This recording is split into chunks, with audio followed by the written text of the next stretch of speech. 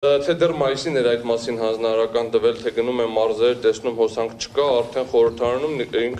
ինքը շարունակեց սպառնալիքները, բերեց ԶՊՄԿ-ի օրինակը եւ պնդեց. հեսա շատ արագ, հեծը լինելու է պետական սեփականություն։ Սա ես ուզում եմ ուշադրություն հրավիրեմ։ Չկա հաղորդում,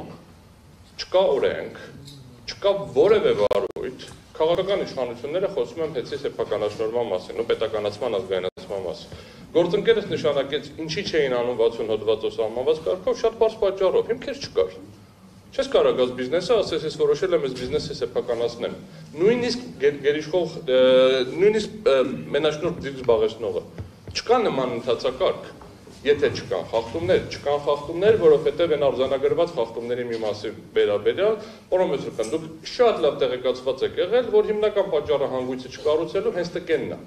որ պետք է գնար հանրային գերակա շատ ճանաչեր, մասնավոր անձանց գույքի հետ կապված օգտագործման իրավունքի հարց լուծեր, որպեսզի հնարավոր լիներ այդ հանգույցը կառուցել։ Տկենը գիտի, որ ինքը չի արել իր պարտականությունները, բայց գրում է, այ տեսեք, մենք այս համաձայնությունները տվել ենք, մենք չբեցը։ Այ հեծը չի կառուցում։ Հիմա հեծը կարող է մի քիչ ավելի ակտիվ կարող էր զբաղվել, կարող է пассив կարող էր զբաղվել, բայց օբյեկտիվորեն հաղորդում է գալիս ձեզ։ Դուք ասում եք կասկածի տակ չեմ կարող դնել ինչ որ գրված է, երբ որ դուք ինքներդ լավ գիտեք, որ դա սուտ է։ Չի համապատասխանում իրականությանը եւ դեռ հեծի պատասխանատվությունը չի։ Բայց դուք գրում եք որոշման մեջ, որ ես ելնում եմ այն կանխավարկածից, որ դա ճիշտ է, քանի հակառակը մոտորապես չի ապացուցվել, որովհետեւ շեմը շատ ցածր է։ Այդ դուք եք գրում որոշման մեջ, որ շեմը քանի որ այստեղ պետքա տեսնենք հիմնավորվեց թե չէ, կասկած ունեմ թե չէ, կասկած չէի կարող ունենալ, որովհետեւ հակառակում դուք համոզված եք։ Ինչևից է, հիմա փորձենք հասկանանք ինչ ծավալով պետք է այս ուսումնասիրությունը տեղի ունենար։ Նայեք, հիմքը, ուրեմն այս վարույթի հիմքը 36-րդ հոդվածի 9-րդ մասն է։ Այս դրա հիման վրա է հարուցվել այս վարույթը, որը ասում է հետևյալը. կառավարության լիազոր մարմնի հաղորդման առկայության դեպքում, որով առերևույթ հիմնավորվում է, որ վտանգվել է կամ կարող է վտանգվել եւ շարունակությունն է։ Ինչն եմ այստեղ ուզում կարևորեմ, լիազոր մարմնի հաղորդման առկայությունը։ Լիազոր մարմինը հաղորդում կարող է ներկայացնել եւ առաջ եւ հետո եւ ցանկացած փուլում։ Այսինքն այս օրենքը հաղորդման այլ մոդել չի սահմանել, ուղղակի հաղորդման տվյալ դեպքում ընթացքն է այլ ձևով ապահովել։ Այսինքն մինչև օրենքը ընդունել եթե հաղորդում լիներ, քննարկվելու էր մի քիչ այլ ֆորմատով, հանձնաժողովի 5 անդամներով, որոշելու եք, եթե բացարկի ինչ որ հարցեր չլներ, որոշելու եք այդ հաղորդման ընթացքը։ Այս դեպքում ոնց որ միանձնյա է որոշվում։ Եվ ձեր որոշման մեջ պարոն Մեսրոպյան արձանագրել եք։ Գտնում ենք, որ առերևույթ եզրույթի կիրառման օրենսդիրը սահմանել է վարչական վարույթի հարուցման հիմքի գնահատման ցածր շեմ, որի պայմաններում վարչական վարույթ հարուցելու համար չի պահանջվում հաղորդման մեջ նշված հնարավոր խախտումների եւ դրանցից բխող բացասական հետևանքների հաստատում թույլատրելի է վերաբերելի ապացույցներով։ Այսինքն հաղորդումը պետք է դրանում նշված փաստարկների հաշվառման բավարար լինի առանց լրացուցիչ գործողություններ կատարելու գալ եզրահանգման առ այն, որ առկա է հանձնաժողովի լիազորությունների շրջանակներում, պարզման եւ գնահատման ենթակա հնարավոր հանգամանքներ։ Լրիվ ճիշտ է գրված։ Նորից, առկա են հանձնաժողովի լիազորությունների շրջանակներում պարզման եւ գնահատման ենթակա հնարավոր հանգամանքներ։ Այս որ հաղորդում եմ ներկայացնում, նայում եք, ասում եք, վայ, այս հաղորդման մեջ բաներ ա գրել։ Այս սրանք պետքա պարզվի։ Սա է, հենց այդ եք գրել, ուրիշ բան չեք գրել։ Նման պայմաններում գտնում եմ, որ հաղթահարված է օրենքով նախատեսված վարչական վարույթի հարուցման հիմքի գնահատման նվազագույն շեմը։ Հիմա նայեք,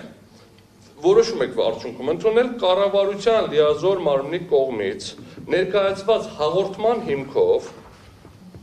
բաժնետիրական ընկերության նկատմամբ հարուցել վարչական վարույթ, ինչպես էներգետիկայի մասին օրենքի, այնպես էլ հանձնաժողովի էներգետիկայի բնագավառում օրենսդրության համաձայն ընդունված իրավական ակտերի սահմանված պահանջների հնարավոր խախտման փաստեր ուսումնասիրելու նպատակով։ Նանցա չափածավերջ աշխատակազմը սա մեկնաբանում էր, որ դուք վերազանցելով ձեր լիազորությունները որոշել եք կամերալ ստուգում անել, գնաք ամեն ինչ ստուգեք, կամերալ չէ ներողություն բան, համալիր ստուգում անեք, համալիր ստուգում անելու իրավասություն չունեք, չկա տենց բան, դուք ունեք հաշվետվողականության գործընթացներ, ունեք թեմատիկ ստուգումներ անելու, ստուգում բառն են պայմանական օգտագործում, որովհետև Հայաստանի Հանրապետությունում ստուգումների իրականացման մասին օրենքով դուք սուբյեկտների շարքում չեք, հանձնաժողովը կարգավորողով է եւ գործում է մի քիչ այլ օրենքի շրջանակներում։ Երբ որ մենք փորձում ենք վերլուծել, լավ, կարող եք աբստրակտ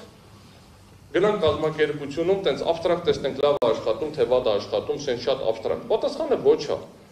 Կա որոշակի թեմաներ, որի շրջանակներում իրականացվում է, ստուգում կասեմ, ինչ կասեմ, հեսա գործիքակազմին կանդրադառնամ, որը պետք է իրականացվի։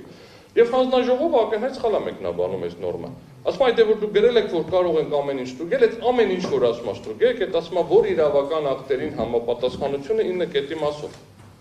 Դե կարող է ստեփում, եթե դա սենս լիներ, դե կարեք մի հատ էլ հարկային ստուգեի, կարեք մի հատ էլ ստուգեի այդ պարտավորությունների կատարում։ Իհարկե չէի կարայի, որովհետև կրկնում եմ, միջամտությունը պետական մարմինների, այդ թվում նաև կարգավորվող ոլորտում պետք է լինի մինիմալ եւ բացառապես սահմանված լինի օրենքով։ Հիմա նայեք, որպեսզի սա չդառնա, որ ես իմ կարծիքն եմ ասում, մի տարբերություն հանձնաժողովի, որտեղ ես չեմ ասում, ես այդպես եմ կարծում։ Վարչարության հիմունքների վարչական վարույթի մասին օրենքը կիրառելի է բոլոր վարչական վարույթների նկատմամբ, հաշվի առնելով հատուկ վարույթների օրենսդրական առանձնահատկությունները, եթե կան ինչ-որ առանձնահատկություններ։ Ուրեմն վարչական վարույթի հասկացությունը տրված է այդ օրենքի 13-րդ հոդվածում, որը ասում է վարչական վարույթը վարչական մարմնի վարչական ակտ ընդունելուն ուղղված գործողություն է եւ բաղկացած է 3 փուլից։ Փոխկապակցված վարույթի հարուցման, ընթացիկ եւ եզրափակիչ փուլերից։ Ուրեմն վարուցման փուլը այդ վարչական վարույթը հարուցվում է անձի դիմումի կամ վարչական մարմնի նախաձեռնության հիման վրա, այս հարուցման փուլն է։ Երբ որ մենք նայում ենք հետո իրականացվում, ասում է դիմումի կամ վարչական մարմնի նախաձեռնությանը համապատասխան իրականացվում են վարչական գործի քննարկման հետ կապված նույն օրենքով նախատեսված գործառույթներ, որը ավարտվում է ակտի ընդունմամբ։ Երբ որ նայում ենք այդ հարուցման փուլը 30-34-րդ հոդվածներն ենք նույն օրենքի փորձում, ուզում եմ ֆիքսեմ, որ ՀՑԿ-ի մասին օրենքում կամ էներգետիկայի մասին օրենքում այս հարուցման ֆունդամենտալ որևէ տարբերություն չկա, այսինքն ընդհանրապես մի հատ կետ ավելացրել, որ ասում է տկենի դիմումով հարուցում ենք, այսինքն առանձնահատկություն կա որ դիմումով, բայց անձի դիմումով ձեր նախաձեռնության ըստ էության։ Ասում է հետեւյալը, որ վարչական վարույթը հարուցելու հիմքերն են անձի դիմումը բողոքը կամ վարչական մարմնի նախաձեռնությունը։ Եվ ասում է, ուրեմն սույն օրենքի առաջին մասի B կետով նախատեսված դեպքում, երբ որ ձեր նախաձեռնությամբ վարույթը հարուցվում է այն գործողության սկսման օրվանից, որը նպատակամղված է վարչական մարմնի նախաձեռնությամբ ակտի ընդունմամբ, դուք ընդունել եք հարուցելու որոշում, եթե սա մենք դիտենք բողոքի վրա է, էական չի, էլի բողոքի վարչական մարմնում ստանալու օրվանից է հարուցվել։ Այսինքն, եթե մենք սա դիտում ենք, որ բողոքի հիման վրա է հարուցվել, ժամկետը այսօր արդեն լրացած է, որովհետև բողոք ստացվել է ձեր որոշում ընդունելու նախորդ օրը, բայց ես այդպես չեմ գնահատում, ուզում եմ ասեմ, ես գնահատենք, որ սա ձեր նախաձեռնությամբ այդ տեղեկատվությունը հաշվի առնելով եք ընդունել։ Սույն հոդված, ուրեմն ինչ է ասում, ասում է վարչական մարմնի նախաձեռնությամբ վարչական վարույթ հարուցելու հիմքերն են վարչական ակտ ընդունելու վերաբերյալ օրենքի պահանջը։ Երբ որ ասում է տկենը ձեզ դիմեց, դուք պետք է համապատասխան ակտ ընդունեք, ընդունեցիք։ Ինչ է այստեղ ստացվում։ Նշված հոդվածների համակարգային վերլուծությունից բխում է, որ հաղորդման կամ բողոքի հիման վրա վարույթ հարուցելու պայմաններում վարչական մարմինը նշված վարույթի ընթացքում ուսումնասիրում է վարույթի հարուցման համար հիմք հանդիսացած հանգամանքները եւ դրանց հնարավոր ազդեցությունը, ընդ որում վարույթի ընթացքում այլ ենթադրյալ խախտման հայտնաբերելու դեպքում, եթե հանկարծ վարույթ եք իրականացնում խախտում տեսակ, դա ոչ թե պետք է մտնի այս վարույթի մեջ, այլ եթե ի սկզբանե ստուգման առարկա չի, այլ վարչական մարմնի ներողություն, հայտնաբերելու դեպքում վարչական մարմինը նոր վարույթ պետք է հարուցի։ Եվ այստեղ մի հատ ֆունդամենտալ տարբերություն կա, պարոն Մեսրոպյան։ Այդ ժամանակ էլ դուք չեք կարող հարուցեք։ Եթե խախտում ենք տեսնում ուրիշ, հետ են գալիս ինքով քննարկում ենք, արդյոք այդ ձեր բերված ապացույցներով կարող է նոր վարույթ հարուցվի թե ոչ։ Եվ հետևաբար ֆունդամենտալ տարբերություն կա 9-րդ կետով հարուցված վարույթի եւ ցանկացած այլ հիմքերով քննվող գործերի շրջանակներում։ Հիմա նայեք ինչ է ստացվում։ Արդյունքում ստացվում է, որ մենք վերջնական վարչական ակտի նախագիծը դրված եղան են քննարկելու, որից 6 կետից, 6-ը մի քանի կետ ունի, ընդունենք 6 կետից առնվազն 3-ը կամ 4-ը, կախված ոնց կմեկնաբանենք տարիների տարբերություն կա, դրանցով հարուցված վարույթ գոյություն չունի։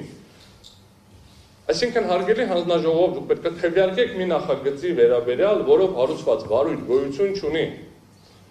Եվ ինչի է այս process-ը մի քիչ տարօրինակ, որովհետև նախկինում դուք իրականացրել եք էներգետիկայի մասին օրենքով եւ ՀՑԿ-ի մասին օրենքով սահմանված ընթացակարգեր։ Եվ հիմա դրան կանդրադառնանք։